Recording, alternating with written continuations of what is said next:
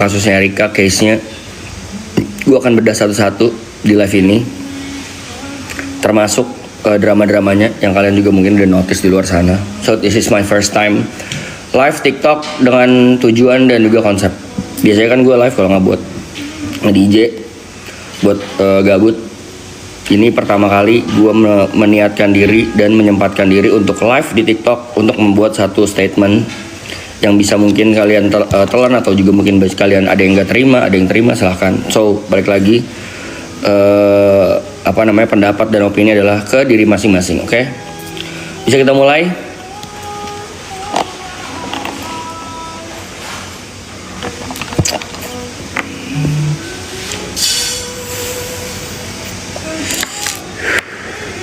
Kita mulai ya.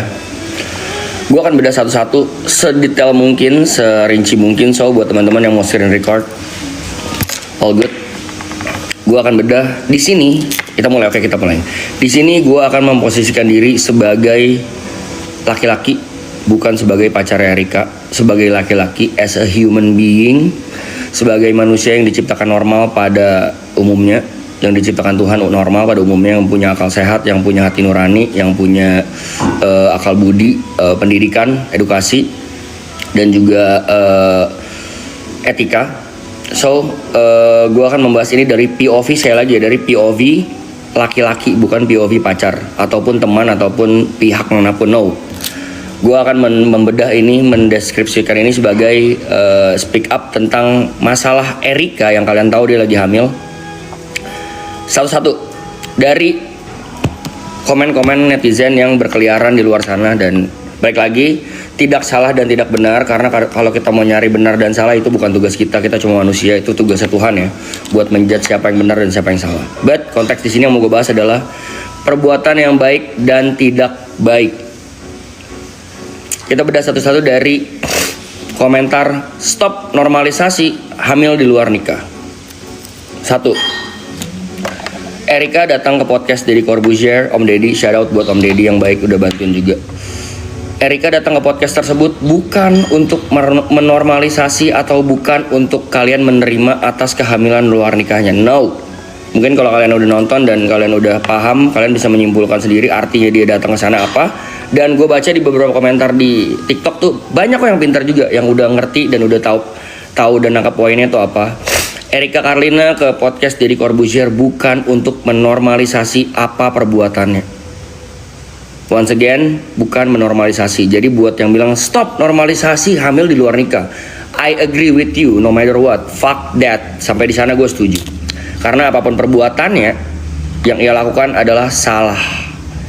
Hamil di luar nikah, or you can say it seks bebas, duta pergaulan bebas, apalah pergaulan bebas akibatnya, itu purely salah dan tidak diajarkan di agama manapun atau di hukum negara manapun, karena harus nikah dulu, but the point is perbuatannya adalah salah. Tapi jadi di kasus ini ada dua guys, kalau gue selalu menyikapi sebuah kasus ada dua, sebab akibat perbuatan aksi. Perbuatannya adalah hamil di luar nikah, yes betul, dia itu mungkin ada hilaf-hilafnya, balik lagi ya, kita hanya manusia dan tidak luput dari kesalahan. Karena kesempurnaan hanya milik Tuhan. Perbuatannya salah. Tapi apakah aksinya salah? Menurut gue enggak. Karena aksinya ada 3 output yang Om Deddy udah jelasin juga. Bisa tanda kutip digugurin ataupun dibuang lah tanda kutip ya. Bisa juga ditutupi. Yang udah Erika lakukan selama 7-8 bulan belakangan tuh dia tutupin. Dia dengan pakai baju longgar-longgar, dengan dia tidak mau keluar terlalu intens, tidak mau terlihat hamil, itu dia nutupin. Dia udah melakukan itu. Kenapa dia speak up akhirnya dia membuka? Why? Kalian juga mungkin udah paham kan? Kenapa dia membuka itu? Karena menurut gua dia ada mendapatkan threat. Apa itu threat? Ancaman berupa lisan ataupun verbal ataupun bukti chat ataupun apapun itu yang membahayakan karir dan juga dirinya, apalagi anaknya. Karena ancaman tersebut menurut gue as a human being, balik lagi, itu gak bisa dinormalize. Itu yang menurut gue poinnya harus kalian camkan, bukan normalize perbuatannya. Nope. Yang menurut gue harus ditolak keras adalah pengancaman dan juga perbuatan tidak menyenangkan yang dilakukan oleh pihak sana, pihak cowoknya. I'm not gonna say the name, gue gak mau mention juga. adalah berupa sebuah pengancaman di grup WhatsApp yang bukti-buktinya sudah kami pegang pasti. Jadi kita nggak mau ngomongin orang dari kata si ini gini loh, kata si ini gini loh. No. Kita punya semua dan juga kita tahu semuanya dari bukti, berdasarkan bukti. So yang mau gue bahas di poin 1 tadi, gue setuju banget sama teman-teman yang komen stop normalisasi hamil di luar nikah. Ya, I agree with that. Cuman yang mau gue tanggapi adalah perbuatan baik atau tidak baiknya. Perbuatan tidak baiknya betul di perbuatan. Cuman aksinya menurut gue Erika sangat respectful as a mom, as a woman. Dia memilih untuk tidak membuang janinnya dan memilih desisi untuk membesarkannya sendiri dan juga melahirkan. Apalagi dia juga tidak meminta pihak manapun untuk bertanggung jawab. Nonton podcastnya baik-baik, dia tidak meminta. Jadi ada yang komen kayak gini, waktu bikin diem-diem, waktu udah kejadian koar-koar, terus minta tanggung jawab. Nope, you get it all wrong. Don't get me wrong ya, Erika tidak pernah meminta tanggung jawab sama sekali, at all. Jadi tujuan Erika kesana sekali lagi untuk meminta bantuan karena dia tidak punya siapa-siapa pada saat itu selain teman-temannya, keluarganya dan juga gua. Dia meminta tolong kepada orang yang menurut dia bisa membantu, which Om Ded, untuk membantu dia menangani kasus yang katanya ada omongan dan kita udah lihat chatnya itu adalah ancaman yang dia stres mungkin seminggu atau berapa lama terakhir sebelum dia ke Om Ded tuh dia stres, dia mengalami mual-mual, dia juga flek karena dia tanya dokter, orang hamil tuh nggak boleh stres, harus happy, harus makan yang bergizi. Dia nggak bisa makan karena mual, dia muntah-muntah mulu setiap makan karena mual, dan juga dia flek berkali-kali, yang nggak sekali 2 kali. Itu karena dia stres, nggak bisa tidur, which itu mengganggu pertumbuhan janin dan juga kesehatan dia. Makanya dia minta tolong Om Deddy buat, Om tolongin saya lagi ada masalah, saya diancam bla bla bla bla bla sama laki ini. Menurut gue as a human being, apapun ancamannya, apapun gibahnya di grup tersebut, bro, you are not human. Karena Tuhan ciptain lu tuh konsepnya bukan, ciptain manusia, kita sebagai manusia tuh konsepnya bukan kayak gitu. Dan gue juga pernah bahas ini, kalau lu gak bisa berbuat baik, minimum banget jangan jadi orang jahat deh. Kedua, masalah podcast, masalah stop normalisasi menurut gue udah clear ya, oke? Masalah kedua adalah, ini yang gue lumayan muak ya, masalah circle bahagia yang memparodikan kehamilan Erika. Bro, gue sebenarnya mungkin kalian lihat postingan gue kemarin dan menurut kalian, Brevi you need to speak up, Brevi you need to speak up, Brev, Vicong lu harus ngobrol, lu harus ngomong, lu harus speak up tentang ini. I was asking Erika, gue berkali-kali minta, sayang, if you need a cover, tell me apa yang harus aku cover. Kalau kamu butuh bantuan, tell me apa yang bisa aku bantu. Gak usah sayang, I can handle it myself. Gak usah, aku bisa urus sendiri, gak usah gini. Perlu gak aku ikut campur? Gak perlu gini. Sampai Erika ngelihat video parodi tentang itulah ya. Mungkin kalian semua udah tahu kan.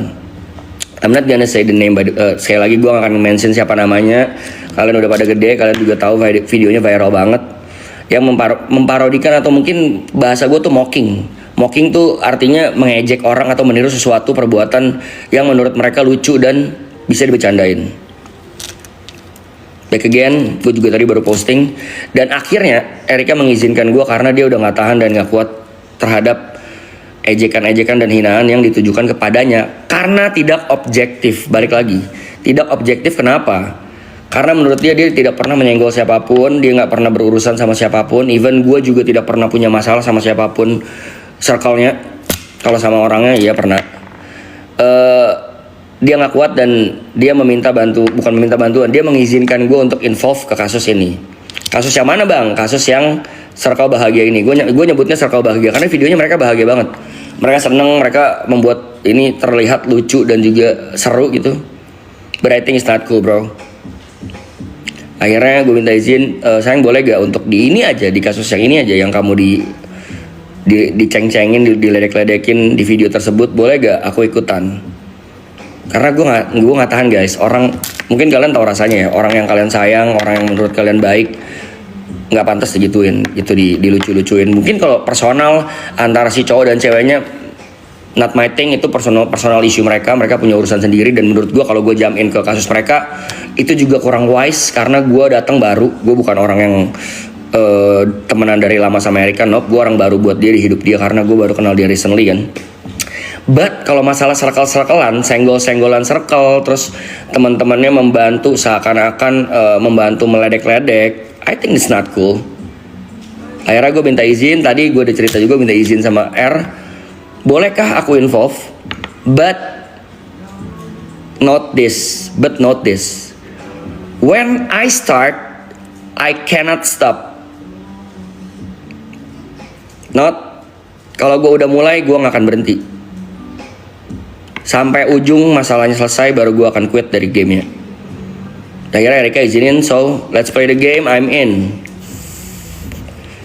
Dan kalau mau ngadu-ngadu circle, let's do it. Ayo kita adu keras. Dah gitu aja guys.